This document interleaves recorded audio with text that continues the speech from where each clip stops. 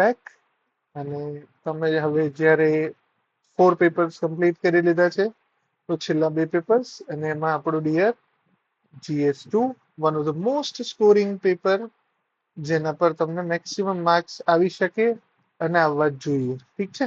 So this paper should be gating you around 75 marks but 70 plus તો minimum હોવા જોઈએ and આરામથી આવી જાય. રાઈટ. તો that is that. So first thing is કે GS2 ત્રણ કમ્પોનન્ટ ત્રણ સબ્જેક્ટ થી બનેલો છે, પોલિટી અને કોન્સ્ટિટ્યુશન, પબ્લિક એડમિનિસ્ટ્રેશન અને governance and ethics. So as usual 15 question અને 10 માર્ક નો એક, અરાઉન્ડ 150 to 200 વર્ડ્સ અને એસેન્શિયલી 150 માર્ક્સ. સો 12 મિનિટ્સ પર ક્વેશ્ચન એટલે કે 1 કલાકમાં 5 ક્વેશ્ચન પતાવી દેવાના. આવડે ના આવડે, શું પૂછ્યું નથી પૂછ્યું, same logic. But I think this will be the paper where you will be able to write most of the answers and most of the people will write the correct answer. Right. So અહીંયા તમારે differentiate શું કરવાનું છે? તમારું logical અને arguments. અહીંયા બહુ જ લોજિકલ અને રેશનલ આર્ગ્યુમેન્ટ્સ આપવી પડશે because in this paper GS2 your actual ability and awareness of the topic and technicalities, જેમ કે પોલિટી છે એ ટેકનિકલ સબ્જેક્ટ કહેવાય. સિમિલર ઇઝ ધી એડમિનિસ્ટ્રેટર, જેમાં તમને એ ભાષાનો શબ્દ ભંડોળ જોઈએ. પોલિટીમાં તમે સાદું ગુજરાતી કે સાદું ઇંગ્લિશ ન લખી શકો. Right. So that is going to be there, otherwise more or less this is a very scoring paper. ચલો. So let us understand. પહેલો સબ્જેક્ટ ઇન્ડિયન પોલિટી અને કોન્સ્ટિટ્યુશન. પોલિટી એટલે પોલિટિકલ સ્ટ્રક્ચર, ક્યાં આવે શું આવે, ઇન્ડિયન કોન્સ્ટિટ્યુશનનું ઓરિજિન અને એના સિલિયન્ટ ફીચર્સ. જનરલી આમાં એની હિસ્ટોરિકલ કમ્પોનન્ટમાં અહીંયા જવાની જરૂર નથી. સો લક્ષ્મીકાંતના ઇનિશિયલ ચેપ્ટર્સ તમે સ્કીપ કરી શકો. બટ યસ, આપણા કોન્સ્ટિટ્યુશનમાં કયા સિલિયન્ટ ફીચર્સ છે, કયા કોન્સ્ટિટ્યુશનને યુનિક બનાવે છે, કયો પોર્શન ક્યાંથી લીધો છે, એ વસ્તુને થોડું સમજીને યાદ રાખશો. મે બી even 15 years down the line you will be able to recall the same. Then comes the functions and duties of Indian Union and state governments. સો દરેક ગવર્મેન્ટને કયા કયા રોલ્સ, રેસ્પોન્સિબિલિટીઝ ને બધું મળેલું છે. More or less you will find it in the latter chapters કે જ્યાં government પર અલગ અલગ ડ્યુટીઝ આપે છે, રિપ્રેઝન્ટેશન આપે છે, એક્શન આપે છે, division of power and all sort of stuff is seen. Right. ચલો. દેન ધ થર્ડ ટોપિક, જો આખી લક્ષ્મીકાંત નથી બટ ઓલવેઝ રિમેમ્બર આ સિલેબસ હંમેશા ટેન્ટેટિવ હોય. Syllabus is always tentative and it is not deterministic કે આમાંથી જ પૂછવું એવું કશું જરૂરી નથી. સો હંમેશા યાદ રાખવો, પોલિટીનો સિલેબસ છે એના માટે તમારે કમ્પ્લીટ કોન્સ્ટિટ્યુશનને સમજવું જરૂરી છે. કારણ કે ઘણી વાર સો કોલ્ડ સિલેબસની બહારના સવાલ પણ આવે. They are definitely the part of polity, but they are not explicitly mentioned here. Right. Then comes the third component, which is the issues and challenges pertaining to the federal structure. અહીંયા તમને all type of federal structure, what is federal structure, why is India federal structure, આના પર એકાદ વસ્તુ આવી શકે. Fiscal ફેડરલિઝમ પર question આવી શકે, રિયલ ફેડરલિઝમ છે કે સ્યુડો ફેડરલિઝમ છે કે ક્વાસી ફેડરલ સ્ટ્રક્ચર છે, all sort of different words ને પૂછી અને તમારો ઓપિનિયન આરામથી માગી શકાય. Even in that particularly role of governor is very controversial. એમના અપોઇન્ટમેન્ટથી ચાલુ કરીને, એમના પાવર્સથી ચાલુ કરીને, એમની જોડે એક્સપ્લિસિટ પોતાના બેઝ પર પાવર્સ છે કે they are he is supposed to act on aid and advice of the council of ministers in the states. કરે છે નથી કરતા, એને લીધે કોન્ફ્લિક્ટ્સ, કોર્ટ કેસીસ અને ઇવન કોન્સ્ટિટ્યુશનમાં એમનું વિઝન. આ બધા કમ્પોનન્ટને એકવાર તમારી સમજણ હોય, you will do great. 7 is heaven and this 7th schedule talks about the distribution of power between the union and states in various 3 lists: union, state અને concurrent list. એ લિસ્ટમાં કયો સબ્જેક્ટ કેમ છે? જનરલી સેન્ટ્રલ યુનિયન લિસ્ટમાં જે હશે they are uniform, જેમાં uniformity expect કરવાની હોય એ ટાઈપના સબ્જેક્ટ તમને યુનિયન લિસ્ટમાં, જ્યારે જ્યાં વધુ લોકલાઇઝ મેટર હોય એ સ્ટેટ લિસ્ટમાં જોવા મળશે.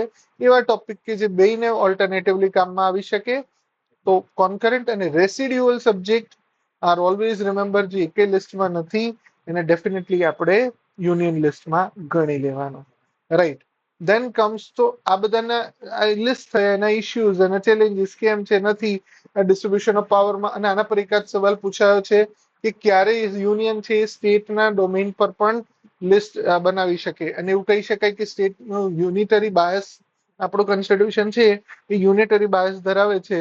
એનું જે સિલિયન ફીચર છે કે ભાઈ we are having a federal structure with unitary bias can be explain through this where આમાં તો લિસ્ટ વધારે છે, આના પર બી યુનિયન લિસ્ટ બનાવી શકે છે, કોન્કરન્ટમાં બી એ બનાવેલું હોય તો પ્રિવેલ યુનિયનનો થાય છે. મોરલેસ તમારો આખો સબ્જેક્ટ રિવાઇઝ થઈ જશે very fast forward while we are looking at the syllabus એના challenges and એ બધી વસ્તુઓ. Then we are talking about rural area, urban governance. બરાબર કે અર્બન એરિયાઝમાં શું હોય, રૂરલ એરિયાઝમાં ગવર્નન્સ માટે 1993 ના જે 73rd અને 74 અમેન્ડમેન્ટ એક્ટ આવ્યા અને એના whether they are really any worth or they are just for the sake of being. બરાબર, તો એ બધી વાતોની અહીંયા વાત તમને જોવા મળશે. અરાઉન્ડ 1994 થી એકચ્યુઅલ ઇમ્પ્લિમેન્ટેશન, સો 30+ યર્સ પૂરા થયા. એની ઇફેક્ટિવનેસ પર તમને સવાલ આરામથી પૂછી શકાય. કોન્સ્ટિટ્યુશનલ ઓથોરિટીઝ અને એના રોલ, તો વોટ ઇઝ કોન્સ્ટિટ્યુશનલ ઓથોરિટીઝ, કોના કયા ટાઈપ છે, એના માટે કયા રોલ આપવામાં આવ્યા છે. You can remember the CAG and all sort of the various bodies which are explicitly mentioned in a constitution. કોન્સ્ટિટ્યુશનમાં ડાયરેક્ટલી મેન્શન ના હોય તો એને સ્ટેચ્યુટરી કહેવાય. And I think that will be a part of the administration and governance. So હમણાં આપણે એના જ્યારે ટોપિક જોઈશું ત્યારે એ વસ્તુ ક્લિયર થઈ જશે.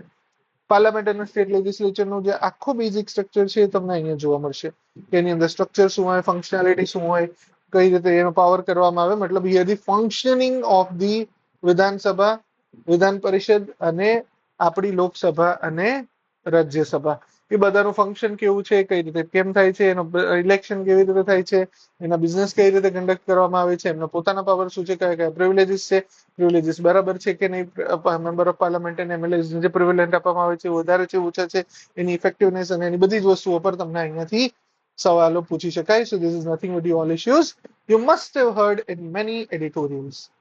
Then comes the judiciary, again a unitary feature of our constitution where આપણે ઇન્ટિગ્રેટેડ એન્ડ યુનિફાઈડ જ્યુડિશિયરી જોવા મળે છે, જ્યાં લોઅર લેવલે સિમ્પલ જજથી ચાલુ કરીને બરાબર એસડી જેડી લેવલથી ચાલુ કરીને junior division, senior division, district જજીસ, હાઈકોર્ટ અને સુપ્રીમ કોર્ટની આખી એક ચેઇન જોવા મળે છે જે યુનિફાઈડ છે, કન્ટિન્યુઅસ ચેઇન છે. સો એનું સ્ટ્રક્ચર, એના ફંક્શન્સ, એના અલગ અલગ પ્રોવિઝન્સ, કયા કયા ટાઈમે ઇમરજન્સી અને કોન્સ્ટિટ્યુશનલ અમેન્ડમેન્ટથી એમાં અસર કરવામાં આવી, 3 judges cases, judicial review, what is pertaining to judicial review, whether the judicial review should be allowed, not allowed, explicitly mentioned છે નથી, PIL એટલે કે public interest litigation, એનો role and effectiveness and examples, and there are some landmark judgments. Right, recent landmark judgments થોડા જોતા જજો, it will be much more helpful. Otherwise જૂના તો બધા I think તમને ખબર હશે અને હોવા જ જોઈએ. So here always remember 5 ને બદલે 7 માર્કનું તમને પોલિટીનું વેઇટેજ જોવા મળશે અને 5 ક્વેશ્ચન છે, મતલબ 3 ક્વેશ્ચન એક્સપ્લિસિટલી ગવર્નન્સના, જ્યારે 2 ક્વેશ્ચન એવા હશે કે જે પોલિટીના ફ્લેવર વાળા હશે. સો આમાં પબ્લિક એડમિનિસ્ટ્રેશનનું નેચર અને એનું મીનિંગ, નેચર, એનું ઇવોલ્યુશન કઈ રીતે થયું, હિસ્ટોરિકલ કન્ટેક્સ્ટ જનરલી પૂછતા નથી, પણ ઓલવેઝ રિમેમ્બર આપણે જે અત્યારે સ્ટ્રક્ચર જોવા મળે છે is more or less the direct adoption including our IAS or કલેક્ટરની પોઝિશન, જેના માટે આપણે બધા એસ્પાયર થઈએ છીએ.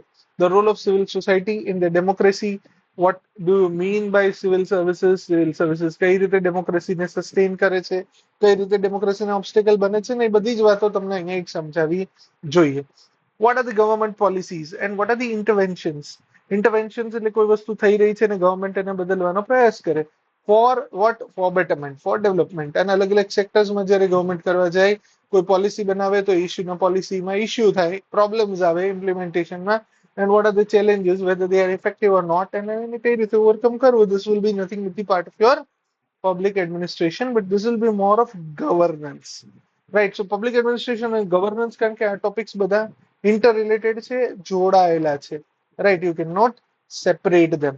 Developmental processes જેની અંદર રોલ ઓફ સિવિલ સોસાયટી અને એનજીઓ વચ્ચેનો ડિફરન્સ, અલગ અલગ સોસાયટીના stack holders, self help groups, બરાબર, ફાર્મર ઇન્સ્ટિટ્યુશન્સ, ફાર્મર સોસાયટીઝ, બરાબર, અને કોઓપરેટિવ સોસાયટીઝ, આ બધા જ વસ્તુઓ તમને નેશનલ ઇન્ટરનેશનલ એનજીઓ, એનું ફંડિંગ, વેધર એના પર રોક જે લાગ્યા બરાબર છે કે નહીં, FCRA, એનો foreign control, all sort of things you will B able to deal here.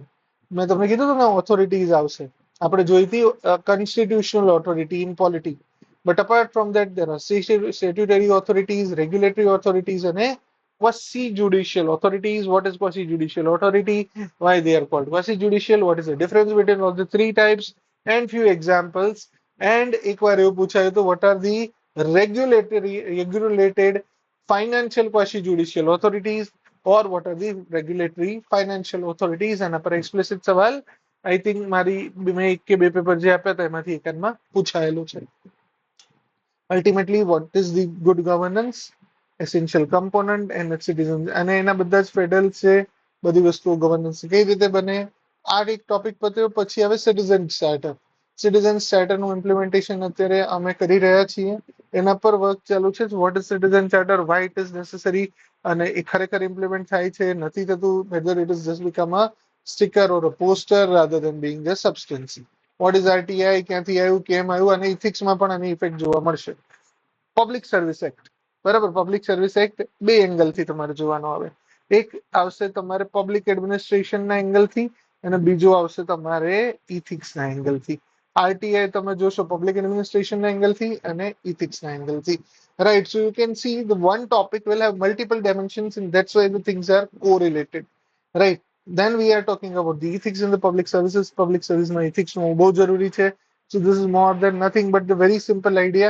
Public service જો પહેલા તમે પોલિટીથી સ્ટ્રક્ચર બનાવી દીધું. એ સ્ટ્રક્ચરને મેનેજ કરવા માટે એક એડમિનિસ્ટ્રેટિવ બોડી બનાવી અને એને લીધે પબ્લિક એડમિનિસ્ટ્રેશન આવ્યું.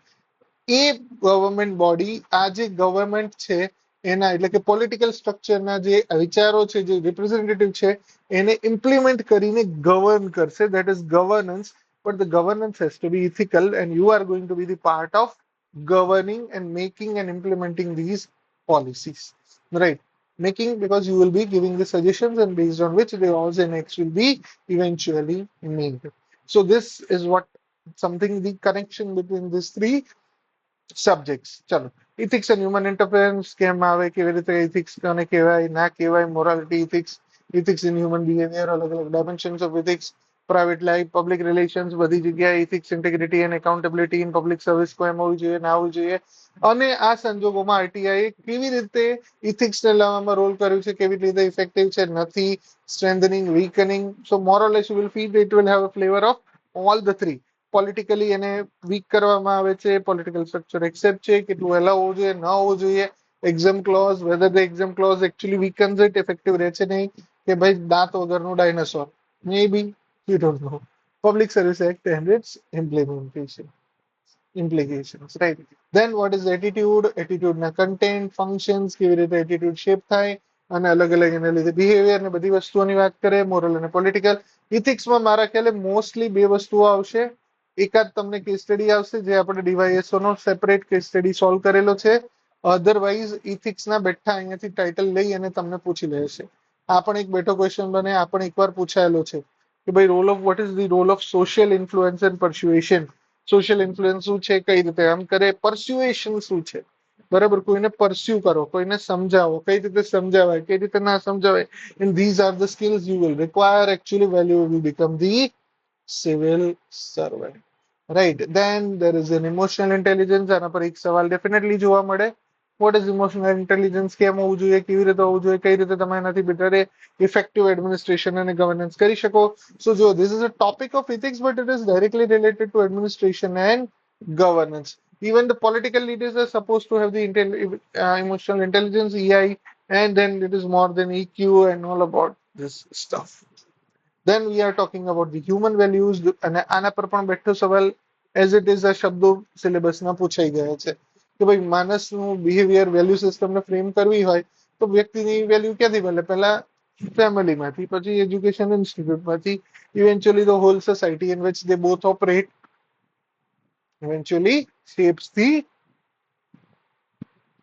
human values. Right. So this is the another connection. And then what are the challenges? When you try to practice all this, then people will have their greed and need and greed and desires, infinite desires, iPhone craze, want of more, and it will lead to the corruption. And then there are the provisions to intervene or resolve them, Lokpal and Lokayuk. and what is how they were implemented. Implementation સારું રહ્યું, ખરાબ રહ્યું, બરાબર છે, નથી.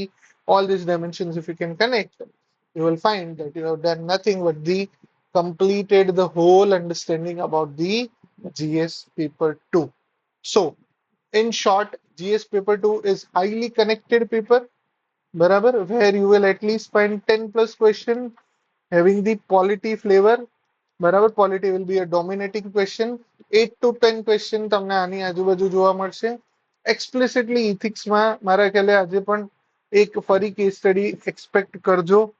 Case સ્ટડીને આપણે કઈ રીતે રિઝોલ્વ કરવો એના પર સેપરેટ ડિસ્કશન કરેલું જ છે, right. So no need to invest any more minute into that area. પણ કેસ સ્ટડીમાં પહેલા ઇશ્યુને સમજજો, મલ્ટિપલ ડાયમેન્શન્સ ને જોજો, ઇથિકલ ડાયલેમા કઈ કઈ છે એ કોમન સવાલ છે. તમને પોસિબલ ઓલ્ટરનેટિવ કોર્સ કયા છે and which course you are going to choose and why. This will be the way out how you will be resolving that particular thing, right. And apart from that, આની અંદર કોઈ પણ question જે આવડે છે, ખાસ સ્ટ્રેટેજી જેની વાત કરતા હતા, સ્ટ્રેટેજીમાં ખાસ એટલું છે કે જે ક્વેશ્ચન આવડે છે એમાં ઓવર ટાઈમ નથી આપવાનો, બરાબર, ઓવર ટાઈમ નથી આપવાનો. એટ ધ સેમ ટાઈમ જે ટોપિક નથી આવડતો, લિમિટેડ નોલેજ છે, એને એવું નહીં કે 3-4 મિનિટ આપવાના. No, this is where you are making the mistake, because everybody will do this. How you will be differentiating, જે જો તમને જેમાં આવડે છે વધારે આવડે છે, and this will happen with polity. આમાં તમે માપનું લખજો, જે આવડે જેટલું પૂછ્યું એટલું લખજો, બરાબર. એવું નહીં કે મને બધું જ આવડે છે તો હું બધું લખી દઉં. એવું પૂછે કે ભાઈ શું ગવર્નરે ખાલી હાથો છે કે ભાઈ કોન્સ્ટિટ્યુશને જે ગવર્નરનો રોલ ઇમેજિન કર્યો હતો, whether it has been actually visualized. Do you agree with the statement? Yes, no. તો અહીંયા પછી તમારે એનું જ એનાલિસિસ કરવાનું છે. પછી once upon a time governor શું હતો ને કેમ હતો, એનું ઓરિજિન ક્યાંથી આવ્યું ને એના રોલ ને એના ફંક્શન્સ ને એ બધી વસ્તુઓનું ના કરાય, right. So always remember this thing. જે પૂછ્યું એ લખજો. પર્ટિક્યુલરલી પોલિટીમાં તમે વધારે ટાઈમ આપી દેશો and that will be leading to disasters. So make sure કે અહીંયા દરેક ક્વેશ્ચનને ઇક્વલ વેઇટેજ આપો, કોઈને વધારે વેઇટેજ ના આપતા. આરામથી એટેન્ડ કરજો. You will score very high marks and around 75 marks is a very good marks which you should aim for. 75 above is excellent, right. 75 is also very good marks, right. So hopefully કે આ એક easy paper માં તમે સારા એવા marks score કરો, તમારું merit ઉપર લઈ જાઓ અને સિલેક્શન ની બાજુમાં આગળ વધો. So with that, hope, that wish, all the very best for tomorrow. Keep learning, keep enjoying. Bye bye, take care. Okay, ચલો તો આપણે રેકોર્ડિંગ એટલે સુધી રાખીએ.